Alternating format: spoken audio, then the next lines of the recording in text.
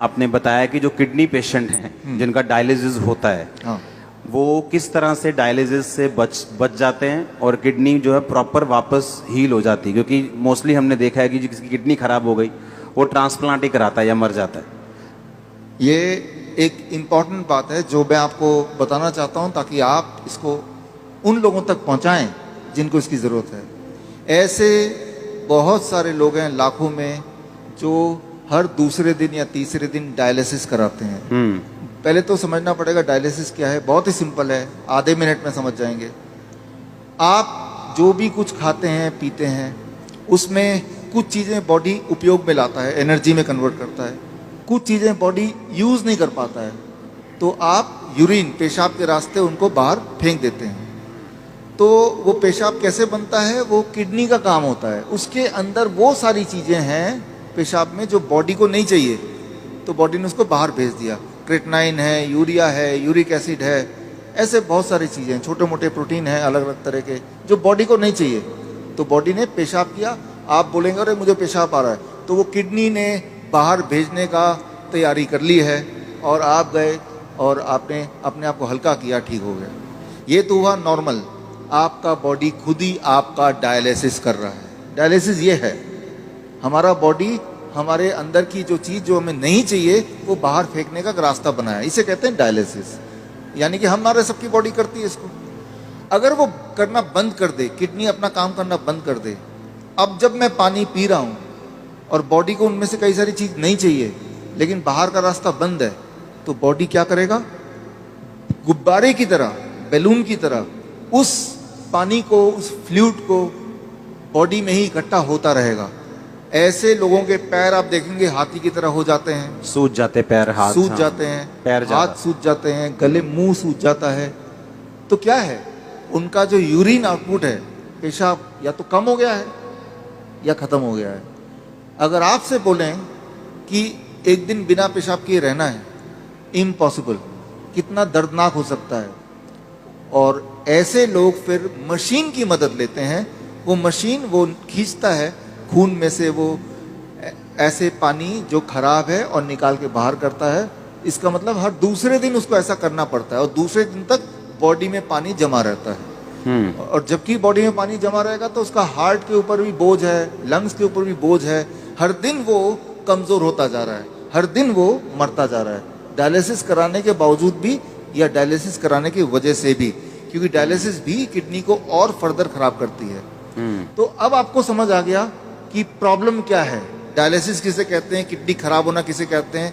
ऐसे लोगों को पहचानेंगे कैसे, आप जब देखेंगे। हम कैसे पहचानते हैं ऐसा पेशेंट को, कोई रिपोर्ट की ज़रूरत नहीं है मुझे, आपको भी ज़रूरत नहीं है। आप सिर्फ ऊपर से नीचे देखेंगे, अगर पैर हाथ में सूजन है थोड़ा बहुत भी, तो समझ लीजिए कि किडनी फेलियर की तरफ आप बढ़ चुके हैं। लेकिन घबराने की बात नहीं है। पहली बात, जब सूजन होती है बॉडी में, पानी जम जाता है तो सांसें भी नहीं ले पाता है, मुश्किल से लेता है, तो ये भी गड़बड़ है। वो चलता है थक जाता है, ये भी गड़बड़ है। तो ये तो हो गया। अब करना क्या है, सोल्यूशन क्या है, आपके बॉडी के अंदर से पानी को निकालना है। उसके लिए बड़ा आसान गॉड का दिया हुआ सोल्यूशन आपके पास ही है इसी वक्त। तीसरा kidney, third kidney. Third kidney किसे कहते हैं, आपका स्किन, सबसे बड़ा बॉडी का ऑर्गन। आपके स्किन में देखेंगे छोटे छोटे छेद हैं, है ना। तो ये जो छेद हैं, ये छेद से पसीना निकलता है।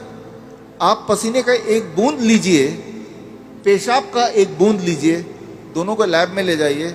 अब पूछिए कि इसमें क्या है। पेशाब के एक बूंद में क्रेटनाइन, यूरिया, यूरिक एसिड, वो सारा कुछ मिलेगा जो पसीने के एक बूंद में मिलेगा। अच्छा, हाँ, यानी कि पसीना और पेशाब सेम है, अलग अलग नहीं है, बिल्कुल सेम है। केमिकल कॉम्पोजिशन दोनों का सेम है। उसमें भी सोडियम है, उसमें भी सोडियम है, उसमें भी पोटेशियम, उसमें भी पोटेशियम है। आपका पसीना एक तरह से बॉडी का पेशाब का ही एक और फॉर्म है। आपका जो स्किन है, ये भी भगवान का बनाया हुआ इमरजेंसी किडनी है, इमरजेंसी किडनी। तो उस इंसान का जिसके दोनों किडनी खराब हो गए, अब क्या करेंगे, ये जो स्टेपनी है, मैं इसको स्टेपनी बोलता हूँ। आपकी गाड़ी का एक टायर पंचर हो गया, आप स्टेपनी यूज करते ना, तो हम बोलते हैं कि ये स्किन को यूज कर लो, स्किन से बाहर निकाल दो। अब सवाल आता है स्किन से कैसे निकालें। स्किन से निकालने के तरीके, अभी बाथटब का वीडियो प्लीज चला दें। ओके, चलाओ वीडियो बाथटब का। हमारे हॉस्पिटल में, हिम्स हॉस्पिटल है, डेरा बसी में है, अभी जलंधर में भी खुल गया है। आप देखिए यहाँ पे वीडियो, ये जो लोग आप देख रहे हैं ये पानी के टब में बैठे हुए हैं। पानी का टेम्परेचर याद रखिएगा 40 डिग्री सेल्सियस पे है। पानी गले तक है।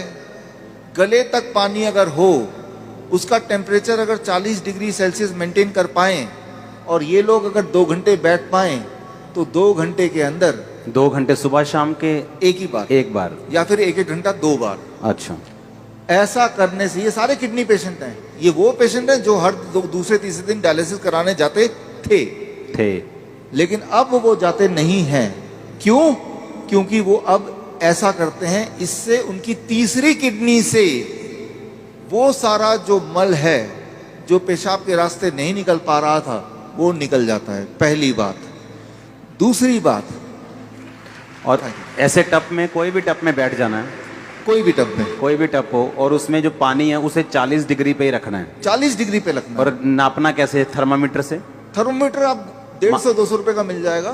पानी नापने वाला जो पानी नापने वाला स्पेशल थर्मामीटर, स्पेशल थर्मोमीटर 150-200 में मिल जाएगा। हाँ, उसको चेक करते रहना कि वो 40 डिग्री पे मेंटेन रहे। अगर कम हो गया गर्म पानी डाल लेना है, गर्म पानी डाल देना, 2 घंटे बैठना है। 2 घंटे बैठना है। ये टेम्परेरी सोल्यूशन है कि किडनी हील भी होगी? इसमें मैं आता हूँ। हाँ, ये किडनी हील होगी, लेकिन कैसे? 2 चीज होगा उसके साथ। आप अगर ये करेंगे तो एक्सपेरिमेंट करने के लिए उस इंसान का पहले आप बोलिए कि वजन करे, क्योंकि वजन में वो अंदर पानी है। 2 घंटे बाद दोबारा वजन करेंगे तो आधा किलो, 1 किलो, 1.5 किलो वजन कम मिलेगा। मतलब बाहर आ गया, वो बाहर आ गया। पहली बात। आप एक और काम करें, उनके पैरों के सूजन के फोटो खींच लें। 2 घंटे बाद दोबारा देखें, अरे सूजन कहाँ गया? अरे बाहर चला गया, उसको बॉडी ने बाहर भेज दिया। एक और काम करें, किडनी पेशेंट की एक दिक्कत होती है, उनका बीपी बहुत हाई रहता है। क्यों? गुब्बारे को जैसे फुलाएंगे तो प्रेशर बढ़ गया ना, तो बॉडी भी तो गुब्बारे की तरह फूल रही है, पानी अंदर डल डल के, तो प्रेशर बढ़ता जा रहा है।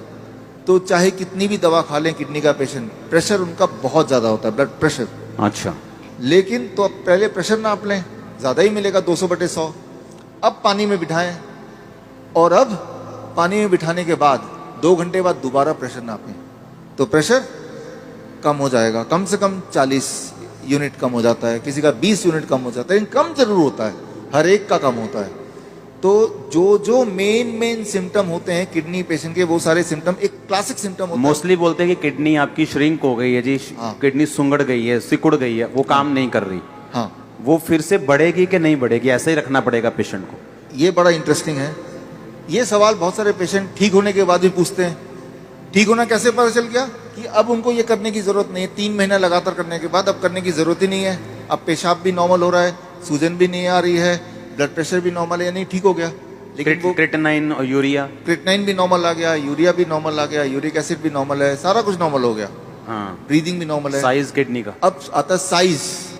तो साइज के लिए वो बोलता है, तो डीटीपीए स्कैन करने बोलते हैं। हालांकि हम रिकमेंड नहीं करते, लेकिन स्कैन कराते हैं। तो पहले वाला साइज उसके पास था, पहले भी स्कैन कराया था, 3 महीने बाद दोबारा स्कैन कराते हैं। तो स्कैन में वो साइज बढ़ी हुई दिखाई देती है, मतलब वो किडनी जो है वो बढ़ चुकी है, फिर से साइज उसका अच्छा हो रहा है, अच्छा हो गया। और ये स्कैनिंग बताती है। हाँ, और वो जो स्कैनिंग बताती है, वो स्कैन पहले और बाद के वो किताब में है। और ये किताब मैं चाहता हूँ कि आपके हाथों से इसका लॉन्च हो जाए। हाँ, ठीक है। हाँ, और ये जो किताब को बनाने में, ऑब्जर्वेशन स्टडी में जिन्होंने मुख्य भूमिका निभाई है, हमारे डॉक्टर संजीव सूद जी हैं। आप भी एक बार आ जाएं।